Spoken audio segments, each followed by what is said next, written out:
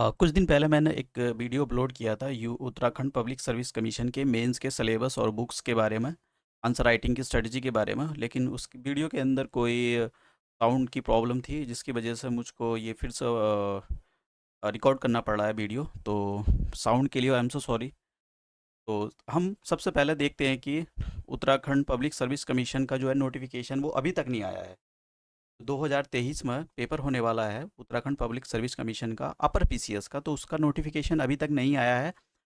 और मैं यहाँ पर एक बात बोलना चाहूँगा कि जो जिनकी तैयारी बहुत अच्छी है, तो उनके लिए एक मैसेज ये है कि आप अपने मेंस की तैयारी में लग जाओ। अगर आपको लगता है कि आपकी तैयारी बहुत अच्छी है और आप बहुत अच्छा स्कोर कर सकते हो कि आपका जो है प्री निकल जाएगा, तो आप मेंस की तैयारी में लग जाओ। और जो न्यू कमर है, मतलब जो जो अपनी प्रिपरेशन को स्टार्ट करना चाह रहे हैं, तो उनके लिए तो मैं यही बोलूँगा, देखिए आपके लिए तो टाइम बहुत ही कम है। आपको जितना भी जल्दी हो सके अपनी तैयारी को, क्योंकि अगर आयोग आपको 3 या 4 मंथ का भी टाइम देता है, तो 3-4 मंथ में आप तभी इस एग्ज़ाम को निकाल पाओगे जब आप बहुत ज़्यादा, मतलब 15-16 घंटे रेगुलर स्टडी करते हो। क्योंकि आप न्यू कमर हो, आपको बहुत सारी चीज़ों के बारे में पता भी नहीं होगा। तो मैं यहाँ पर जो आज की वीडियो में मैं केवल यही बोलूँगा कि मेंस के बारे में आज हम बात करेंगे कि मेंस के बारे में कितने पेपर होते हैं, कौन सी बुक्स को फॉलो, रिसोर्सेज क्या होने चाहिए, हमारी आंसर राइटिंग में क्या होना चाहिए, ये सारी चीज़ें देखेंगे हम। तो सबसे पहले मैं आपको ये बता देता हूँ कि जो मेंस होता है, मेंस आपका 1700 मार्क का होता है, ठीक है। और इसके अंदर देखिए, अ, एक पेपर होगा आपका हिंदी का, 3 घंटे दिए जाएंगे, 300 मार्क्स का होगा। अभी हम डिटेल्स में देखेंगे। दूसरा पेपर आपका होगा भारत का इतिहास और राष्ट्रीय आंदोलन, ये 200 मार्क्स का होगा, 3 घंटे दिए जाएंगे। फिर होगा आपका भारतीय राज्य व्यवस्था का होगा, मतलब इकोनॉमी का होगा। मैं हिंदी दोनों दिखाऊंगा आपको, हिंदी और इंग्लिश में। ये भी 200 मार्क्स का होगा, 3 घंटे का होगा। एक चौथा पेपर होगा आपका ज्योग्राफी का, ये भी 200 मार्क्स का होगा, 3 घंटे का। और पांचवा पेपर होगा आपका जो आर्थिक और सामाजिक विकास, सॉरी, ये पॉलिटी का था। तीसरा पेपर पॉलिटी का होगा, मैंने यहाँ पर ये बोल दिया। तो और ये जो पांचवा पेपर होगा वो आपका इकोनॉमी से रिलेटेड होगा, और इसको भी 200 मार्क्स का होगा, 3 घंटे का टाइम एलोकेट किया जाएगा आपको। फिर उसके बाद में आपको सामान्य विज्ञान का एक पेपर होगा, ये छठा पेपर होगा। फिर आपका एक होगा, ये इसके अंदर जो 7th नंबर का पेपर होगा, ये आपका इसके अंदर मैथ्स भी आता है और एथिक्स भी आती है, ये भी 3 घंटे का होगा। और फिर आपका इंटरव्यू होगा 200 मार्क्स का। तो पूरा टोटल अगर मिला जाए तो 1700 मार्क्स बैठ जाते हैं आपके। एक और बात मैं यहाँ पर बताना चाहता हूँ, अगर मान लो आप हिंदी के पहले, जो हिंदी का जो पहला पेपर होगा, इसमें अगर आप 35% स्कोर नहीं कर पाए, तो आपकी बाकी जो बची कुची कॉपियाँ हैं ये चेक नहीं होगी। पहले आपकी ये कॉपी चेक होगी, उसके बाद में अगर आप उसमें 35% आपका मार्क्स हो जाते हैं, स्कोर कर पाते हो, तभी आपकी दूसरी कॉपियाँ चेक होगी। अब हिंदी के लिए ये हिंदी इंग्लिश वालों, मतलब दोनों के लिए है। तो इसमें देख सकते हो पहला जो पेपर होगा वो इंग्लिश का होगा, सॉरी, लैंग्वेज का पेपर होगा। इसके अंदर हिंदी और इंग्लिश दोनों आएंगे। दूसरा पेपर हिस्ट्री का होगा, तीसरा पेपर आपका पॉलिटी का होगा, और फोर्थ पेपर हिस्ट्री का होगा। फिर उसके बाद में इकोनॉमी आ गया, और जो सिक्स पेपर है वो जनरल साइंस एंड टेक्नोलॉजी। मैं सारी चीज़ें बताऊंगा कौन कौन से आपको रिसोर्स को फॉलो करना चाहिए इसके लिए, और जनरल एप्टीट्यूड और एथिक्स, और फिर इंटरव्यू होगा 1700 मार्क्स का। तो चलते हैं अब हम हिंदी के पेपर की ओर। तो हिंदी के पेपर के लिए देखो, हिंदी के इसने ना जो है पूरा देखिए, मैं आपको एक बात बताना चाहता हूँ। अगर आप वाकई में एसडीएम की पोस्ट को सिक्योर करना चाहते हो यूके पीसीएस के अंदर, तो ये पेपर 300 मार्क्स का है, और 3 घंटे का टाइम मिलता है आपको। इस पेपर पर बहुत काम करने की जरूरत। अगर आप देखिए, कम काम करके आपको बहुत ज़्यादा लाभ मिलेगा इस पेपर के अंदर। अगर आप इस पेपर को इग्नोर कर देते हो कि हिंदी का है कि चलो छोड़ो, तो आप अपने ही हाथों पर कुल्हाड़ी मार रहे हो। आप एसडीएम नहीं बन सकते हो, क्योंकि ये पेपर स्कोरिंग है। और एक प्रॉब्लम क्या है इस पेपर के साथ, इस प्रॉब्लम इसमें लिखना बहुत पड़ता है। 3 घंटे का टाइम है और 300 मार्क्स का है, लिखना पड़ेगा आपको काफ़ी, और आपका पेपर छूट जाता है। ये सबसे बड़ी प्रॉब्लम है। कहीं ना कहीं छूट जाएगा। अगर अगर 10 मार्क्स का 20 मार्क्स का भी छूट गया ना, तो आप मतलब दूसरों से पीछे रह गए। देखिए, क्या क्या पूछा जाएगा, इन्हें पूरे इन्हें ना सब ना मतलब इन लोगों ने जो सिलेबस को एकदम ही कोट कर दिया है। भाई हम क्या क्या पूछेंगे, जैसे राजभाषा से 10 मार्क्स का आएगा, और शब्द रचना से 25 मार्क्स का आएगा। इसके अंदर जैसे संधि समास हो गया, ये सारी चीज़ें। और फिर इस इन्होंने जो 25 मार्क्स का हो गया, शब्द विवेक आएंगे, ये 25 मार्क के। और फिर उसके बाद में हमारे पास ये दे दिया इन्होंने, वाक्य रचना 10 मार्क्स का आया, 10 मार्क्स का आएगा। और भाषा का मानीकरण, तो ये आ जाएगा आपका 10 मार्क्स का। फिर उसके बाद में ये मुहावरे वगैरह, ये 10 मार्क्स के आ जाएंगे। और फिर आपको देखिए, ये जो लिखा हुआ कार्यली पत्रों का, ये, तो इसके लिए मैं एक बात बोलना चाहूँगा। ये जो लिखा हुआ है यहाँ पर, इसके लिए I'm so sorry। ठीक है, तो इसके लिए मैं आपको देखिए, जो एक न्यूज़पेपर आता है हिंदी वाला, और हिंदी के अंदर उसके अंदर ये सारे दिए हुए होते हैं, ये शासकीय पत्र क्या होता है, कैसा होता है, कैसा उसका फॉर्मेट होता है, तो आपको प्लीज़ वहाँ से कट पेस्ट करें। 20 मार्क्स को इग्नोर इग्नोर ना करें इसको। अगर आपने ये इग्नोर कर दिया, ये आपको न्यूज़पेपर से मिल जाएगा। ये जो मैं यहाँ पर बता रहा हूँ 20 मार्क्स का आपको न्यूज़पेपर से मिल जाएगा। तो उसके अंदर दिया हुआ होता है कि भाई कैसा उसका फॉर्मेट होता है, उसको कैसे लिखा जाता है। तो ये तो आपका जो पोर्शन है उससे कवर हो जाएगा। अब इसके जो ऊपर वाला पोर्शन था, ये वाली चीज़ें, इसको इसके लिए कौन सी बुक देखिए। हिंदी के लिए तो आप मतलब अगर आपने आप पढ़ अगर हिंदी आपकी मातृभाषा है तो आप कर लोगे, लेकिन फिर भी कहीं न कहीं बच्चों को बुक्स का बारे में जानना होता है, तो कौन सी बुक्स यूज़ करें। देखिए हिंदी के लिए आप एक बुक यूज़ कर सकते हो। देखिए आपके पास कोई अच्छी बुक है, आप उसको भी यूज़ कर सकते हो, ऐसा कंपलसरी नहीं है। हरदेव जी की बुक यूज़ कर सकते हो। इनकी हिंदी की बुक आती है, तो आप इसको यूज़ कर सकते हो। देखिए मैं ये कोई कंपलसरी नहीं बोल रहा हूँ। आप आपको लगता है कोई आपकी अच्छी बुक है आपकी हिंदी, इग्नोर दिस बुक।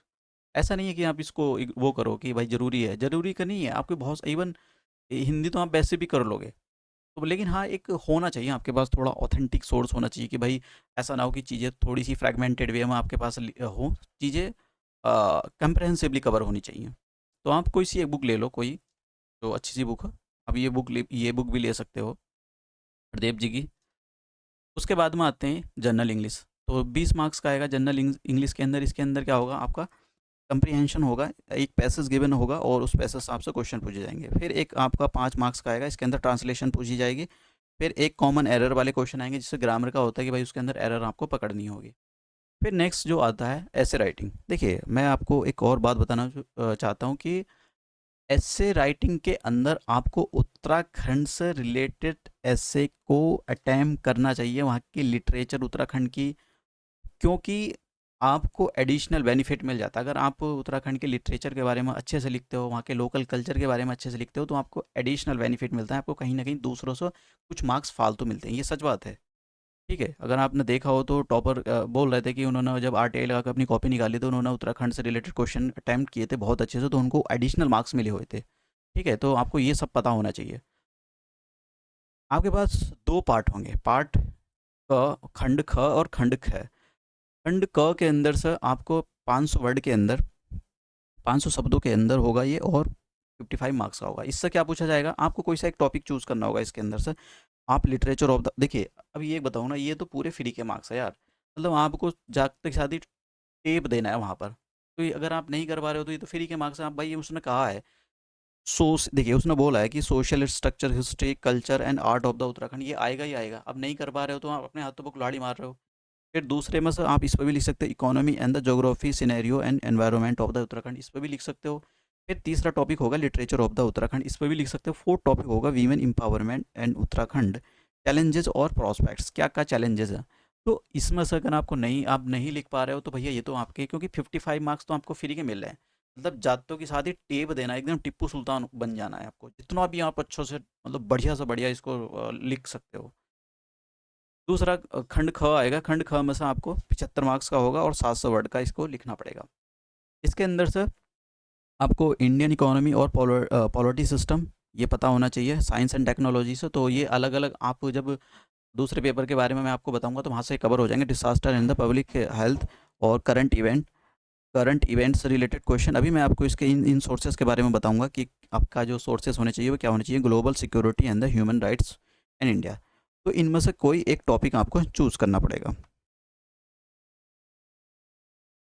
देखिए यहाँ लिखा हुआ है भाषा में से लगभग 700 शब्दों में से किसी एक विषय का चयन करते हुए कोई एक ही आपको टॉपिक लेना है। तो यार 5 टॉपिक दिए हुए हैं, इसमें तो कोई सा भी आप चूज़ कर सकते हो। अब आते हैं, तो जैसे मैंने बोला कि इसके अंदर आपने अगर 35 मार्क्स का स्कोर नहीं किया तो आपकी कॉपी दूसरा चेक नहीं होगी। बहुत सारे बच्चे रह जाते हैं, कुछ को लगता है कि हम तो कर देंगे, जब तक शादी तोड़ फोड़ कर देंगे। भैया भूल जाओ। ये हिंदी, अब दूसरा पेपर की बात करेंगे, हिंदी वाले देख लो आप। भारत का इतिहास, राष्ट्रीय आंदोलन और समाज और संस्कृति, तो 200 मार्क्स का होगा, 3 घंटे का टाइम होगा। आप देख लो इसके अंदर क्या क्या आएगा। मैं अभी इंग्लिश वाले पे चल रहा हूँ, इंग्लिश वाला दिखाऊंगा मैं आपको। ये हिंदी में है, हिंदी वाले मीडियम, हिंदी मीडियम वाले देख सकते हैं। इसके लिए जो मैंने अभी मैं जो उत्तराखंड के लिए अभी जो अभी थोड़ा ऐसे वगैरह के बारे में मैं आपको आगे बताऊंगा कि आपको कौन कौन सी चीज़ों का उसका यूज़ करना चाहिए। जैसे एक और चलो मैं बता ही देता हूँ यहाँ पर, करंट इवेंट्स रेट। अगर मान लो करंट इवेंट्स, इस एक तो करंट इवेंट्स और साइंस एंड टेक्नोलॉजी, आपके लिए एक सोर्स मैं यहाँ पर ऑब्जर्वर रिसर्च फाउंडेशन एक सोर्स है, मतलब ये गवर्नमेंट ऑफ इंडिया का एक आप मतलब ये थिंक टैंक है ये। ऑब्जर्व ऑब्जर्वेशन रिसर्च फाउंडेशन, ये आपका करंट अफेयर का बहुत इंटरनेशनल रिलेशन और ये बहुत अच्छे से कंप्लीट कराता है ये ये थिंक टैंक है। आप इसके आर्टिकल जरूर पढ़ें, जरूर जरूर जरूर पढ़ें, क्योंकि आपका करंट इवेंट्स क्या इंपॉर्टेंट चल रहा है उस पर भी लिख पाओगे। आपको आपको काफ़ी ये बैकग्राउंड देता है और काफ़ी लिखने के लिए मटेरियल इशू करा देता है। और साइंस एंड टेक्नोलॉजी के काफ़ी आर्टिकल्स आते हैं इसमें, मतलब काफ़ी अच्छे अच्छे आर्टिकल्स ये लिखते हैं ये लोग। तो अब चलते हैं नेक्स्ट, मैं आपको बता रहा था दूसरा पेपर, दूसरे पेपर के बारे में बात करते हैं। तो दूसरा पेपर आपका, दूसरे पेपर के अंदर हिस्ट्री ऑफ द इंडिया और national movement society and culture, ये आएगा। 3 घंटे का टाइम होगा, 200 मार्क्स का होगा। अब यहाँ पर आपको मैं सोर्सेस पहले बता देता हूँ। एक तो आपको क्या क्या सोर्सेस चाहिए। आपको सोर्सेस आपको इस पेपर के लिए चाहिए old NCERT plus spectrum use करें मॉडर्न हिस्ट्री के लिए, स्पेक्ट्रम। और देखिए यहाँ पर आंसर राइटिंग जो ओल्ड एनसीईआरटी और न्यू एनसीईआरटी के क्वेश्चन ज़रूर आप अटैम्प्ट करें, ठीक है। न्यू जो है न्यू एनसीईआरटी ये क्वेश्चंस ज़रूर अटैम्प्ट करें आप। और मैं एक और बात बोलना चाहूँगा, जैसे साइंस एंड टेक्नोलॉजी का ज़माना चल रहा है, तो आपने काफ़ी नाम सुना होगा चैट जीपीटी का। चैट जीपीटी का जरूर रखें, जीपीटी को यूज़ करें। कैसे यूज़ करना है, आप कोई क्वेश्चन डालो वो आपको आंसर दे देगा, तो आप फिर अपना आंसर को मैच करने की, ऐसा नहीं कि आप पूरी तरह से उसी पर रिलायबल हो जाओ। तो फिर आपकी एक आदत हो जाएगी टिप्पू सुल्तान बनने की। आपको खुद चीज़ों को ऐड करना, इनोवेट करना है कि भाई मैं कैसे कर सकता हूँ। वो तो सबके आंसर दे देगा, उसमें चैट जीपीटी थोड़ी है कि वो तो सबके आंसर दे देगा, लेकिन अल्टीमेटली तो वहाँ पर जाकर आप ही को लिखना है ना। तो इसलिए इनका इससे थोड़ा सा, जैसा अपने आपने कोई आंसर लिखा, फिर इसमें डाल के देखो कि भाई ये क्या देता है, कैसे इंप्रूव कर सकता हूँ मैं अपने आंसर को, क्योंकि एक एक मार्क्स बहुत मैटर करता है। तो इन सारी चीज़ों के लिए आप करें। देखिए वर्ल्ड हिस्ट्री नहीं आती, मैं बता देता हूँ कि वर्ल्ड हिस्ट्री पता लगा आप महाभारत लेकर बैठ जाओ, वर्ल्ड हिस्ट्री नहीं आती यहाँ पर। तो वर्ल्ड हिस्ट्री का अगर एनसीईआरटी के अंदर भी कोई पोर्शन आता है तो आप उसको नेगलेक्ट कीजिए प्लीज़। ये सब करने की ज़रूरत नहीं है वर्ल्ड हिस्ट्री के लिए। और ज़्यादा बड़े नोट्स बनाए, जरूर छोटे छोटे नोट्स बनाएं आप, क्योंकि नोट्स देखिए दूसरों में और आप में आपका सिलेक्शन हो जाएगा, दूसरों का नहीं होगा। उसमें एक रीज़न यही होता है कि उन वे क्या काम करते हैं, वे खिचड़ी बना कर गए होते हैं, और बहुत शॉर्ट में। ऐसा नहीं कि बहुत ज़्यादा, बहुत लंबे लंबे, नहीं नहीं, छोटे छोटे नोट्स बनाएं आप। जैसे कि प्री हिस्टोरिक पीरियड पर रेस और कल्चर, तो आपको ये ओल्ड एनसीईआरटी के अंदर मिल जाएगा, और उसमें क्वेश्चन भी लिखे हुए हैं पीछे। अर्ली, जैसे लिखा हुआ proto historic period, early stone age, Hunter gatherer, कैसे मतलब उस टाइम के जो ह्यूमन था वो कैसा था। मेसोलिथिक पीरियड के बारे में आप देखें, फूड, ये मेसोलिथिक पीरियड के बारे में, फूड प्रोड्यूसर कैसे फूड भी अपना फूड जो है प्रोड्यूस करते थे, इसके बारे में देखें आप। वैदिक सिविलाइजेशन के बारे में आप देखें, ऋग वैदिक जो पॉलिटिकल और इकोनॉमिक लाइफ कैसी थी, आपको ओ एनसीईआरटी। और मैं आपको एक और बात बोलना चाहूँ यार, आप तमिलनाडु की बुक भी यूज़ कर सकते हो, इवन NOIS का भी यूज़ कर सकते हैं। आपने सुना होगा ना ये वाले जो रिसोर्सेस हैं, ये वाले आप उसको NOIS इसका भी यूज़ कर सकते हैं, तमिलनाडु बुक का। केवल मैं आंसर राइटिंग के लिए बोल रहा हूँ, उसमें काफ़ी क्वेश्चन दिए गए हैं, तो आप उन क्वेश्चन को लिखने की कोशिश करें। तमिलनाडु की बुक के अंदर, तमिलनाडु की जो बुक आती है उसके अंदर क्वेश्चन को लिखने की कोशिश करें। तमिलनाडु की बुक आती है, तो उसको लिखने की कोशिश करें। वो तमिलनाडु वर्जन में भी आती है, तमिलनाडु में भी लिखी हुई होती है, और वो इंग्लिश वर्जन में भी आती है। तो आप इंग्लिश वर्जन का तो आपको वहाँ पढ़ो या मत पढ़ो, लेकिन उसके पीछे के जो क्वेश्चन है प्लीज़ उसको जरूर अटैम्प्ट करें आप। उसके अंदर कुछ चीज़ें दी गई हैं शॉर्टकट में, तो उनके उनसे नोट्स बना लो आप छोटी छोटी। उसके अंदर कीवर्ड दिए गए होते हैं, भाई आपके आंसर में ये सारी चीज़ें आनी चाहिए। देखो आंसर तो आप लिख सकते हो, लेकिन कुछ चीज़ें ऐसी होती हैं कि कीवर्ड आ जाए हमारे आंसर में, कि वो चीज़ें ज़रूर आ जाएँ। तो आपको और ज़्यादा मार्क्स का क्वेश्चन है तो छोटे छोटे मैप्स बना के दिखा दो उसको। अगर मान लो मुगल्स आ गया, तो छोटा सा उसको इंडिया का मैप बना के दिखा दो कि भाई यहाँ तक ये था वो था। तो ये सारी बड़ी चीज़ें अच्छी होती हैं। जैसे महाजन प्रताप आ गया, तो एक मैप बना के दिखा दो भाई यहाँ तक फैले हुए थे ये, उनके लोकेशन दे दो, तो काफ़ी अच्छे मार्क्स मिल जाएंगे आपको, दूसरों से एज मिल जाएगा। तो अब जैसे यहाँ से ये खिलजी इसके लिए ओल्ड एनसीईआरटी आपके लिए बहुत मोर देन सफिशिएंट है, उसमें काफ़ी अच्छे से चीज़ों को। लेकिन एक बात देखो, आपको इंटरनेट का ज़रूर सहारा लेना पड़ेगा, क्योंकि एक मैं इसके अंदर एक बलवंत है जो मेडाइवल हिस्ट्री से रिलेट करता है, लेकिन उसकी कुछ चीज़ें आपको नहीं मिलेंगी। उसकी एक थ्योरी थी, मैं I think forget about that theory. कौन सी थ्योरी थी उसकी? शायद यहीं पर, सेकेंड, शायद यहाँ पर नहीं दे रखी है। तो आपको इंटरनेट का भी जो है हेल्प लेनी पड़ेगी आपको, लेकिन ऐसा नहीं कि पूरी तरह से इंटरनेट पे ही रिलायबल हो जाओगे आप। नहीं, आपको पूरा चीज़ों को खुद भी लिखना है। सदर्न इंडिया के लिए अभी मैं आपको उत्तराखंड की हिस्ट्री के बारे में अलग से बताऊंगा। तो एक मतलब कोई ऐसे नहीं कि एक एक ही बुक्स है कोई, तो आपको काफ़ी सारी चीज़ों से कलेक्शन करना पड़ेगा। तो उत्तराखंड वाले पोर्शन को अभी आप नेग्लेक्ट करके चलें। जैसे कि यहाँ पर कहीं आएगा, ये रहा, history and the culture of the Uttarakhand, British rule in the Uttarakhand and the popular movement in Uttarakhand. तो इसको भी नेग्लेक्ट करके चले, मैं भी आपको इसको पूरे के बारे में बताऊंगा। फिर नेक्स्ट आते हैं, हमारे पास तीसरा पेपर आ जाता है 2 घंटे, इसमें 3 घंटे का टाइम 200 मार्क्स का होता है। तो इसके अंदर पॉलिटी, तो इसके लिए देखिए मैं एक बोलूँगा यहाँ पर लक्ष्मीकांत जरूर करें। एक और बुक प्रीफर की जाती है, डी डी बसु। तो देखिए डी डी बसु के लिए मैं नहीं बोलूँगा, क्योंकि डी डी बसु जो है, या तो आप लक्ष्मीकांत यूज़ कर लो, वो मोर देन सफिशेंट। और old N C R T, जो एन सी आर टी है, देखिए एक तो आप Laxmikanth, Lakshmi Laxmikanth, old N C R T, उनके क्वेश्चन जरूर ट्राई करें, एन सी आर टी, ठीक है। तो और एक अब इसके बारे में मैं यहाँ पर जब ये बात आ गई है तो भाई काफ़ी बड़ा टॉपिक है, ऐसा नहीं कि ये छोटा सा टॉपिक है। तो इसके लिए मैं यहाँ पर एक रिसोर्सेज आपको बताने के लिए जा रहा हूँ। एक तो इस वाली साइट का यूज़ करें, जैसे मैंने आपको बताया था। एक तो आपको इसके आर्टिकल यूज़ करने, ऑब्जर्वर रिसर्च फाउंडेशन, इसके आर्टिकल्स को यूज़ करना है आपको। काफ़ी सारी चीज़ें आपको इंटरनेशनल रिलेशन के लिए इसमें बहुत ज़्यादा हेल्प मिलेगी। और कुछ आपको जैसे कि फेडरल स्ट्रक्चर हो गया हमारा, प्रियम्बल हो गया, प्रियम्बल ऑफ, भाई कौन कौन से जजमेंट आए प्रियम्बल से रिलेटेड, कौन कौन से जजमेंट है, किसके अंदर बोला गया कि it is the part of the constitution, किसके अंदर बोला गया it is not a part of the constitution, क्या किस जजमेंट के अंदर सुप्रीम कोर्ट ने बोला है कि इसको अमेंड कर सकते हो। तो ये आपको सारे पहलू पता होने चाहिए। ऐसे क्वेश्चन पूछा सकते हैं, what is the significance of the constitution preamble, तो भैया आपको पता होना चाहिए। ऑब्जेक्टिव रेजोल्यूशन किसना हिस्टोरिकल, अब इसको जोड़ने की कोशिश करें। तो आप ये सारी, हाँ, मैं कुछ रिसोर्सेज बताने की कोशिश कर रहा था आपको। एक तो आपको ये वाली साइट ज़रूर यूज़ करनी है, गवर्नमेंट, इसमें काफ़ी आपको वो मिल जाते हैं policy, P S PRS India.org, ये वाली साइट को यूज़ करें। क्योंकि इसके अंदर क्या होता है, जैसे आपको लेट से ये पार्लियामेंट की कोई कमेटी हो गई, उस पर जो पार्लियामेंट ने क्या कमेटी बैठाई थी, तो उसमें क्या सॉल्यूशन दिए हैं, कि चलो सपोज करो conditions of the women in India, उस पर वो कमेटी बैठी, तो उसके बारे में सॉल्यूशन बताएंगे। भाई ये कमेटी, उसका डेटा कोट कर सकते हो आप यहाँ से, कि भाई ये आपको ये चीज़ें हो रही हैं और इनको कैसे सुधारा जा सकता है। तो वहाँ से एक काफ़ी अच्छा आपको ये मिल जाता है यहाँ से, कि आप यहाँ से चीज़ों को आसानी से लिख सकते हो। तो इन इसका ज़रूर यूज़ करें उसके लिए। ये सब आपको कि यूनियन एग्जीक्यूटिव, देखिए आर्टिकल्स ज़रूर कोट करें आप वहाँ पर।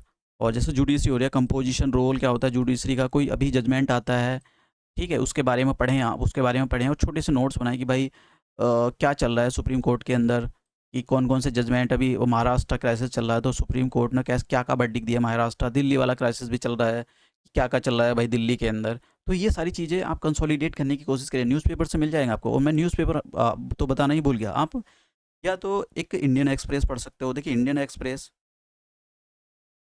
या फिर द हिंदू, कोई सा एक पढ़ लो, द हिंदू, इसमें से कोई सा एक पढ़ लो, ठीक है। जो लड़ाई करने की ज़रूरत नहीं, कोई सा एक पढ़ लो, दोनों भी पढ़ सकते हो। अगर आप ज़्यादा सोच रहे हो कि आपको दोनों पढ़ लेनी चाहिए, तो आप बिल्कुल दोनों को पढ़ सकते हो। तो ये हमारा उसके बारे में। और आंसर राइटिंग प्लीज़ आपको एनसीईआरटी से मिल जाएगी, और आपको उसमें के अंदर छोटे छोटे क्वेश्चन आते हैं, 1-2 मार्क्स वाले भी क्वेश्चन आते हैं।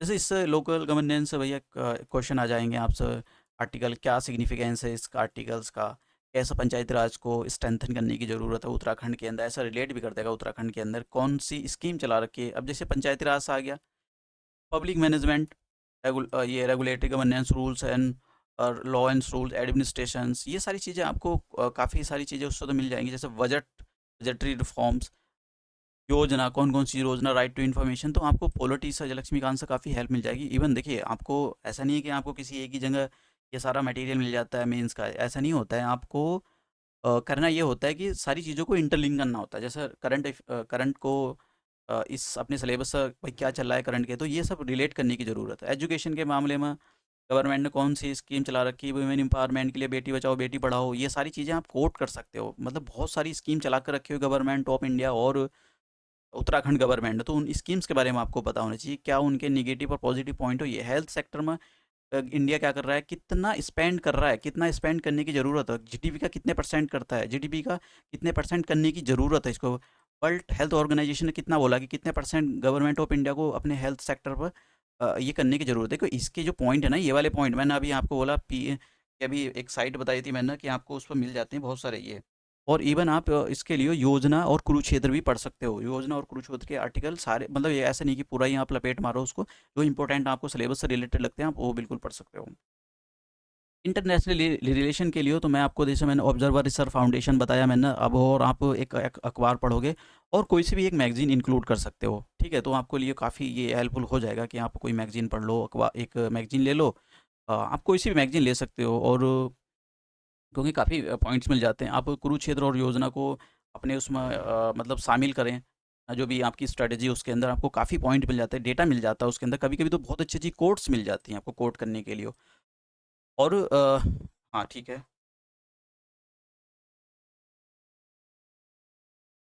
करंट इवेंट आपको ये न्यूज़पेपर से मिल जाएंगे, मैगजीन वगैरह से सबसे मिल जाती हैं। ये हमारे पास कौन सा पेपर हो गया, ये चौथा पेपर हो गया, फोर्थ पेपर हो जाएगा, 3 घंटे का टाइम। इसके लिए क्या करें, देखिए इसके लिए तो मैं आपको एक और बात बोलूँगा। इसके लिए तो आपको जैसा कि इन्वायरमेंट वाला जो पोर्शन होगा, इन्वायरमेंट वाला पोर्शन तो आपको करंट अफेयर से ही कवर करना पड़ेगा। और ये जो कुछ है जैसे लिथोस्फीयर, एटमॉस्फेयर, हाइड्रोस्फीयर, आपको एनसीईआरटी से मिल जाएगा। वर्ल्ड हिस्ट्री के अंदर ये एनसीईआरटी से मिल जाएगा आपको। तो एनसीईआरटी जरूर जरूर जरूर करें आप। अगर आप देखिए एक बुक और प्रीफर की जाती है, सविंदर सिंह। सविंदर सिंह बहुत ही बल की बुक हो, तो आप चाहो तो उसको कर सकते हो भैया। इंटरनेट का थोड़ा थोड़ा हेल्प ले सकते हो। और एग्रीकल्चर, इंडस्ट्री, पॉपुलेशन, ये आपको एनसीईआरटी से मिल जाएगा भैया। कभी आप सोच रहे हो कि ये नहीं है, लेकिन हाँ ये इन्वायरमेंट वाला पोर्शन आपको जो है उसी से मिलेगा, इंटरनेट से मिलेगा, या फिर आप जो भी करंट अफेयर पढ़ रहे हो। ये फिर से आ गया वर्ल्ड ट्रेड। वर्ल्ड ट्रेड के बारे में जैसे मैंने बताया कि आपको करंट अफेयर से मिल जाएगा, द हिंदू से मिल जाएगा, इंडियन एक्सप्रेस से मिल जाएगा, और ऑब्जर्वर रिसर्च फाउंडेशन से कौन से करंट टॉपिक चल रहे हैं उस पर आर्टिकल्स आते हैं, तो आप वहाँ से भी उनकी हेल्प ले सकते हो। और मैंने फिर अभी आपको ये बताया था, ये अभी आपको कि पी अभी आपको एक मैंने साइट बता रहा था, PSI PRS India.org, इस वाली साइट का यूज़ करें। इन्वायरमेंट ये बिल्कुल कौन कौन से लॉ हों एग्रीकल्चर से रिलेटेड, जैसे ये इनके साथ क्या प्रॉब्लम है, एग्रीकल्चर का रेवोल्यूशन कब आया इनका, तो ये सारी सारी चीज़ें आपको मतलब पता होनी चाहिए। अब उत्तराखंड के लिए अभी मैं इस पोर्शन को नेगलेक्ट कर रहा हूँ, अभी बताऊंगा मैं आपको इसके लिए क्या आपका होना चाहिए रिसोर्सेज। पांचवा पेपर आ जाता है। तो फिफ्थ पेपर के अंदर ये बोलूँगा मैं आपको कि फिफ्थ पेपर का हिंदी वाले सिलेबस देख लो एक बार। ये जो है हमारा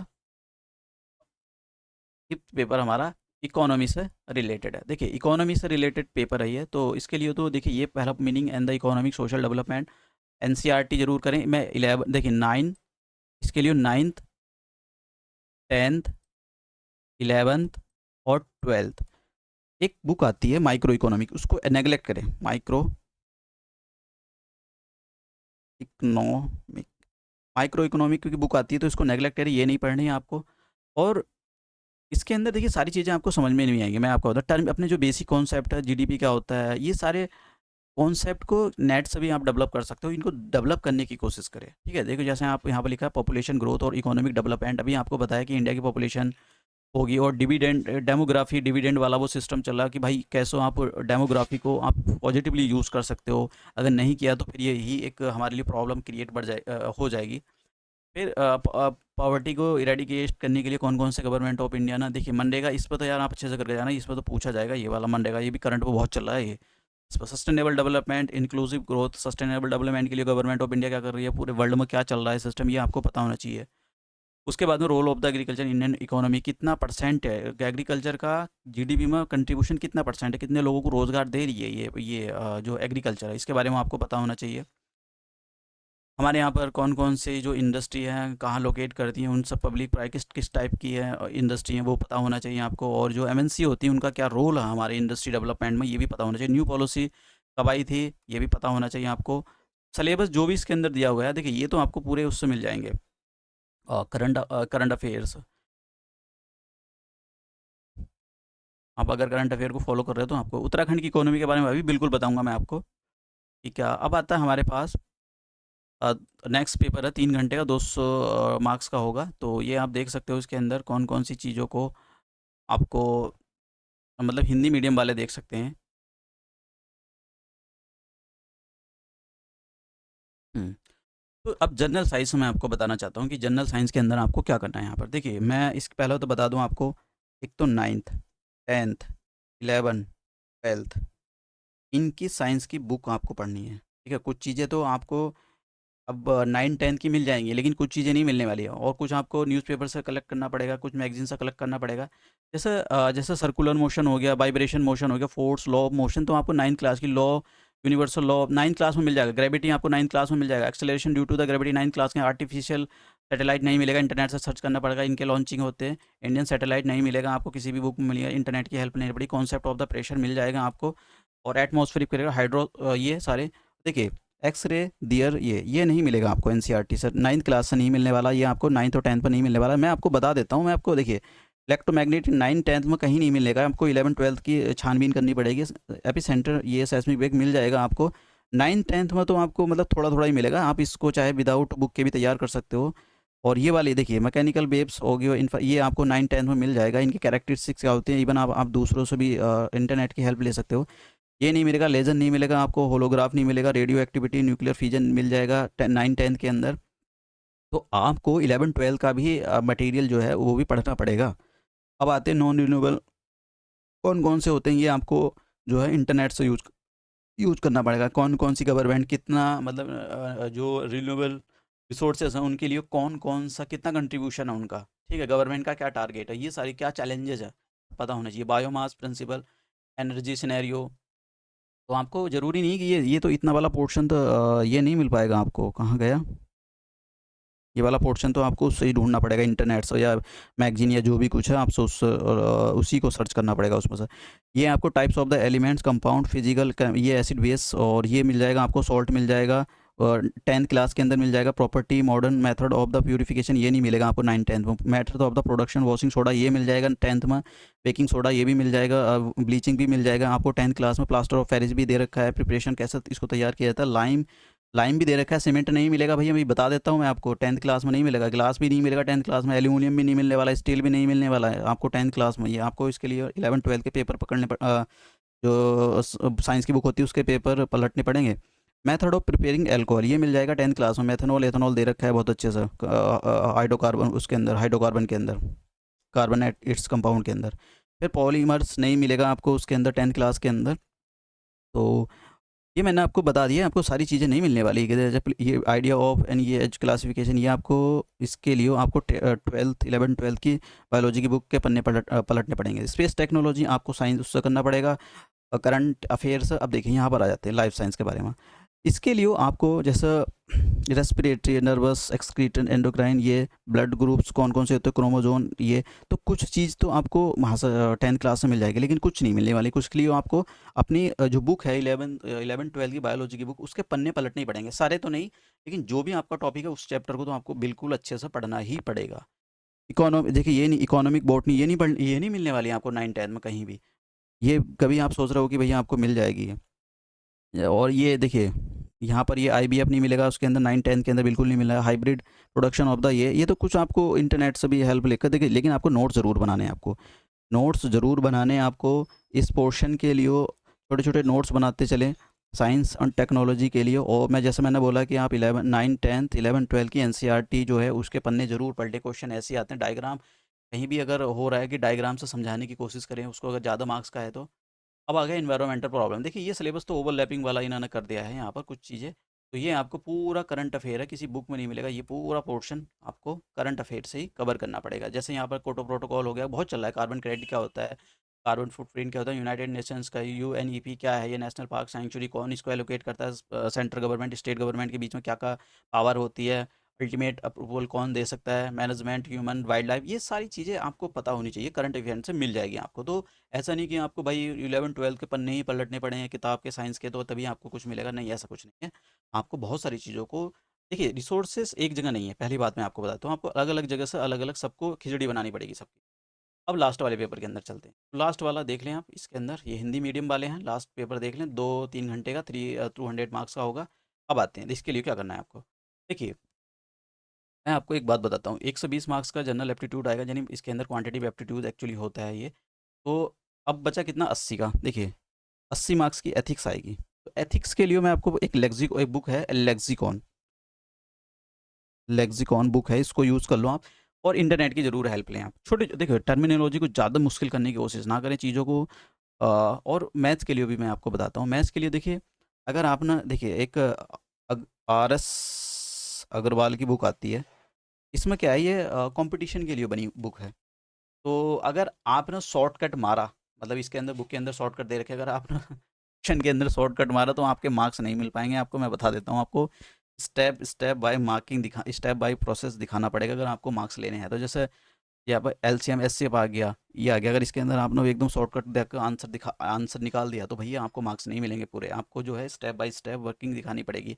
तो इसके लिए मैं कुछ चीज़ें, देखिए सब चीज़ों के लिए तो नहीं मैं बोला, मैं आपको एक बात बोलता हूँ। मेरा काफ़ी लंबा तगड़ा एक्सपीरियंस है, 16 साल से ज़्यादा हो गए मुझको पढ़ाते पढ़ाते। मैं आपको एक बात बोलूँगा कि आप आर डी शर्मा मैथ्स के लिए इस बुक को जरूर करें। जो भी टॉपिक आपके आ रहे हैं इसके अंदर, जैसे एलसीएम एचसीएफ से रिलेटेड क्वेश्चन है, प्लीज़ मैं इसके लिए, मैं देखिए, मेरा एक बहुत लंबा तगड़ा, मैं आपको यहाँ पर एनसीईआरटी भी बोल सकता था, नहीं बोला मैंने कि यहाँ पर एनसीईआरटी कर लो। मैथ्स के लिए मैं आपको बोलूँगा आर डी शर्मा एक बुक है, आप इसके क्वेश्चन करें। आपको जब फील होएगा, ये काफ़ी मोटी बुक है, ये कभी आप इसको हल्का में लो, जब आपको फील होएगा कि अच्छा ये तो एनसीईआरटी सबसे अच्छी है, फिर वो सॉरी आर डी शर्मा तो बहुत अच्छी है, इसके अंदर आपको काफ़ी ऐसा नहीं, शॉर्टकट नहीं है, ये बुक ट्रेडिशनल बुक है ये। और ये जो आपको कुछ चीज़ें भैया सारी चीज़ें नहीं मिलेगी कि आप सारी बुक पढ़ डालो, सारी चीज़ें नहीं मिलने वाली। आप सिंपल लीनियर असाइनमेंट ये मिल जाएगा आपको, सेट नहीं मिलेगा आपको। 11th क्लास का चैप्टर नंबर रिलेशन फंक्शंस के अंदर ये आता है। अब ये ट्राइंगल, रेक्टेंगल, स्क्वायर, रोम्बस ये मिल जाएगा आपको। ठीक है, सिस्ट ये वाला देखिए, इसके अंदर प्रॉब्लम क्या है, ये जो अगर आर एस बगाल है, ये कॉम्पिटेटिव लेवल की, तो इसके अंदर क्या है, चीज़ें सब मिल जाती हैं, लेकिन शॉर्टकट भी हमें दे रखा है। तो इसके अंदर क्या है, आपको शॉर्टकट पेपर नहीं है, ये क्या है, 10th क्लास और 9th क्लास दोनों की आती है, या 11-12 दोनों सबकी आती है। तो आपको ये 10th क्लास की खरीदनी है।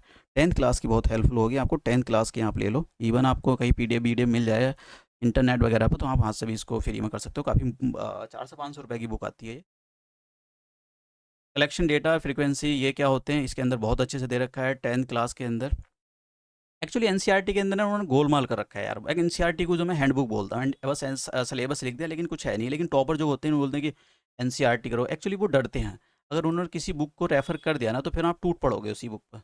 अब जैसे मैंने ये बुक रेफर कर दी, तो आप समझ लो टूट पड़ोगे इस पर। तो इसलिए वो भी डरते हैं कि भाई ऐसा ना कि बच्चे, मैं किसी बुक का प्रमोशन कर रहा हूँ या कर रहा हूँ, तो इसलिए वो सब डरते हैं। आपको एनसीईआरटी, क्योंकि गवर्नमेंट ऑफ इंडिया का है, तो वो किसी का प्रमोशन करना नहीं है, तो होता है।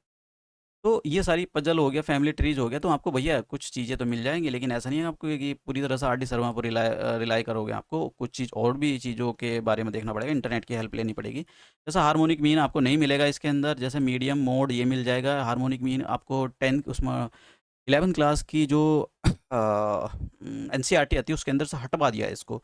तो आपको ओल्ड वाली जियोमेट्रिक मीन मिल जाएगा भैया आपको 11th क्लास। अर्थमेटिक मीन मिल जाएगा, arithmetic mean R D Sharma के अंदर भी दे रखा है, बहुत अच्छे से दे रखा है उसने। Average, increasing, decreasing, element, set, quality, ये वाली परसेंटाइज, ये परसेंटेज का कम कॉन्सेप्ट मिलेगा आपको, इसके लिए अलग से और चीज़। एथिक्स के लिए मैंने लेक्सिकॉन बोल दिया, आप टर्मिनोलॉजी को समझे। और जो एग्जाम्पल, आप अच्छे से एग्जाम्पल कोट कर सकते हो, कुछ अभी करंट में कुछ चल रहा है तो उसको उसके एग्जाम्पल कोट कर दो। तो भाई कि भैया उस सिविल सर्वेंट ने ये अच्छा काम कर दिया, या उसने मोदी जी ने ये अच्छा काम कर दिया, ये वहाँ पर उसने अपनी एथिकली वैल्यूज़ दिखाई। ये सारा आपका सिस्टम होना चाहिए, क्योंकि आपका जब तक वैल्यू सिस्टम डेवलप नहीं होगा तब तक आप करप्शन जैसी चीज़ों में इन्वॉल्व ही रहोगे।